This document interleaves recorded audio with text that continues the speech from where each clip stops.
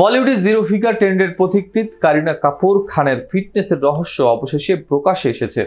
18 বছর ধরে রাতের খাবারে খিচুড়ি আর ঘি এই একটি রুটিন মেনে চলতেন তিনি।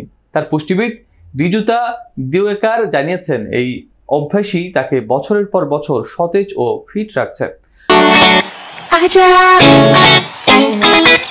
বলিউডের গ্ল্যামার কুইন কারিনা কাপুর যেন বয়সকে থামিয়ে রেখেছেন। চলচ্চিত্রে 2 দশকের বেশি সময়ের ক্যারিয়ার, গর্ভাবস্থায় ফটোশুট, সন্তানের জন্মের পর দ্রুত কাজে ফেরা, সবকিছুতেই তিনি অনন্য উদাহরণ। সম্প্রতি তার ব্যক্তিগত নিউট্রিশনিস্ট ঋজুতা দিওয়েকার এক সাক্ষাৎকারে জানান, কারিনা খাবার খুব ভালোবাসেন, তবে নিজের ডায়েট অত্যন্ত অনুশাসিত। 2008 সালের তাসান সিনেমা থেকে শুরু করে আজও তিনি রাতের খাবারে খান শুধু খিচুড়ি আর ঘি। কারিনা সপ্তাহে 5 দিন একই খাবার খান। বাড়িতে থাকলে পাতে থাকে রুটি সবজি, আর শুটিং সেটে পছন্দ ডাল ভাত।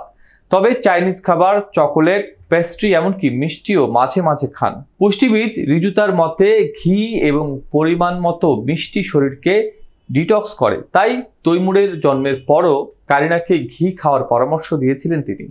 কারিনার দিন শুরু হয় এক মুঠো বাদাম, কিশমিশ বা শুকনো ডুমুর দিয়ে।